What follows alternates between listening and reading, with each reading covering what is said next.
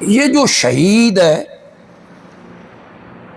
اس کا ایک معنی ہے گواہ. کیا معنی؟ گواہ. یہ جو اللہ کے رستے میں کٹتا ہے، اللہ کے رستے میں خون بہتا ہے، اسے شہید اس لیے کہتے ہیں کہ اس نے اپنا خون پیش کر کے اسلام کی صداقت کی گواہی دے دی، اس لیے اس کو کیا کہتے ہیں؟ شہید. ہم اپنے عمل سے نہیں دے سکتے، ہم اسلام کی حقانیت کی گواہی اپنے عمل سے نہیں دے سکتے، ہم اتنے بدعمل ہیں. اور شہید آدمی جو ہے وہ رب کے رستے میں کٹ کے لڑ کے خون بہا کے گواہی دیتا ہے کہ اسلام سچا مذہب ہے. یا شہید کا معنی یہ بھی ہو سکتا ہے جس کے لیے جنت کی گواہی دی گئی ہو، یہ بھی معنی ہو سکتا ہے جس کے لیے جنت کی گواہی دی گئی. اور اگر ہم اسے مشاہدے سے بنا لیں تو پھر معنی یہ بھی بن جائے گا کہ شہید وہ ہے جسے رب اسی دنیا میں جنت کا مشاہدہ کروا دیتا ہے. اسی دنیا میں جنت کا اللہ اسے مشاہدہ کرواتا ہے، اللہ اس کے سامنے جنت کے دروازے کھول دیتا ہے. اسی لیے میرے نبی نے فرمایا کوئی مرنے والا وہاں جا کے پھر یہاں دنیا میں نہیں آنا چاہتا، کوئی مرنے والا پھر اس دنیا میں نہیں آنا چاہتا. جو کافر ہیں مشرک ہیں انہوں اللہ آن نہیں دیندا، وہ تو قید ہو گئے نا، انہیں کب آنے دے اللہ.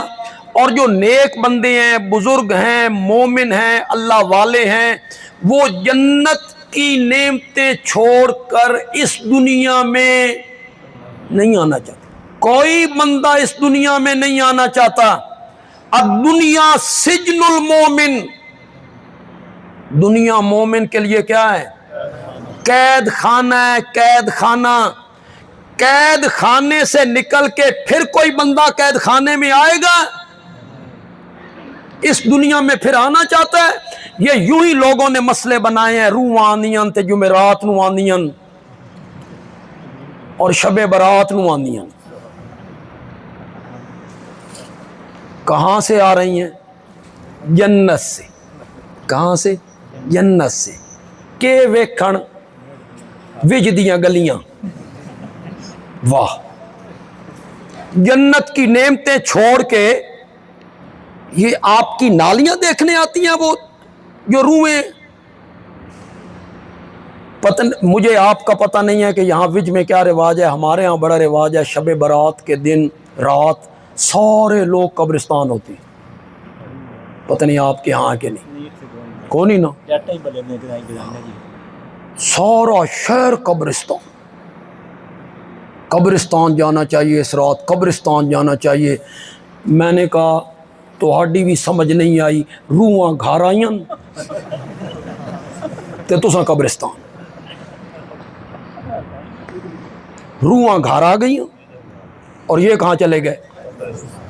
کوئی اس دنیا میں واپس نہیں آنا چاہتا. اس دنیا سے جانے کے بعد کوئی نیک بندہ مومن اللہ کی نعمتوں رحمتوں کو دیکھ کے پھر اس دنیا میں نہیں آنا چاہتا الا شہید. صرف شہید ہے جو پھر اس دنیا میں آنے کا تقاضا کرتا ہے. مولا ایک مرتبہ پھر دنیا میں بھیج، پھر دنیا میں بھیج. اللہ اس کو کہتے ہیں میری جنت اچ مزہ نہیں آیا. وہ کہتا ہے مولا جو مزہ کافر کی تلوار کے نیچے آیا تھا نا، وہ تیری جنت میں بھی نہیں آیا. تو کیا ہوتا ہے جب اس کو مشاہدہ کرایا جاتا؟ حدیث میں آتا ہے کہ شہید کو ضرب جو لگتی ہے آج کل تو گولے ہیں، گولیاں ہیں، پہلے تلوار تیر ہوتے تھے، تو شہید کو زخم کا اتنا بھی درد نہیں ہوتا جتنا چیمٹی کے کاٹنے سے۔ سن دیو کہ کوئی نہیں سن دی؟ چیمٹی بندے کو کاٹ لے نا تو جتنا درد اس بندے کو ہوتا ہے نا، شہید کو تلوار کے زخم کا اتنا درد بھی نہیں ہوتا۔ ادھر تلوار چل رہی ہے، ٹینک چل رہے ہیں، گولیوں کی بچھاڑ ہے، سینہ اس کا چیرا جا رہا ہے، اور اسے اتنی بھی تکلیف نہیں ہوتی، احساس نہیں ہوتا۔ کسی عالم نے لکھا، مثال دے کے اس نے سمجھایا کہ کیوں تکلیف نہیں ہوتی، چیمٹی کے کاٹنے جتنی تکلیف بھی نہیں ہوتی۔ اس نے کہا جب یوسف علیہ السلام کو زلیخا نے بلایا اور اس نے سہیلیوں کو بلایا اور وہ سہیلیوں کو دکھانا چاہتی ہے حضرت یوسف کا حسن و جمال، اور اس نے یوسف کا سامنے آ، تو ان کے سامنے اس نے چھری کانٹے رکھے، پھر رکھے کاٹنے کے لیے۔ اب چھریاں ان کے ہاتھ میں ہیں، پھل ان کے ہاتھ میں ہیں، اسے وہ کاٹنا چاہتی ہیں۔ سامنے یوسف آئے، یوسف کے حسن میں وہ اتنی محو ہو گئیں کہ انہوں نے وہ چھریاں اپنی انگلیوں پہ چلائیں اور انہیں احساس بھی نہ ہو۔ حالانکہ چھری چلے تو بندے کو پتہ چلتا ہے، لیکن انہیں احساس بھی نہیں ہوا، چھری کے چلنے کا احساس نہیں ہوا۔ یوسف کے حسن کو دیکھ کر اتنی مدہوش ہوئی کہ چھری چل گئی اور انہیں احساس نہیں ہوا۔ تو جب شہید پر تلوار کا یا گولی کا وار کیا جاتا ہے تو رب اس کے سامنے جنت کے دروازے کھول کے اس کو نظارہ کرواتا ہے۔ وہ اس نظارے میں اتنا محو ہو جاتا ہے کہ اسے اس زخم لگنے کا پتہ بھی نہیں۔ تو شہادت کا جو مرتبہ ہے اتنا اعلیٰ مرتبہ ہے کہ جنت میں بھی پہنچ کے وہ کہتا ہے مولا مجھے ایک مرتبہ پھر دنیا میں بھیج، میں ایک مرتبہ پھر تیرے رستے میں جہاد کروں، پھر تیرے رستے میں کٹ کے تیرے پاس پہنچوں۔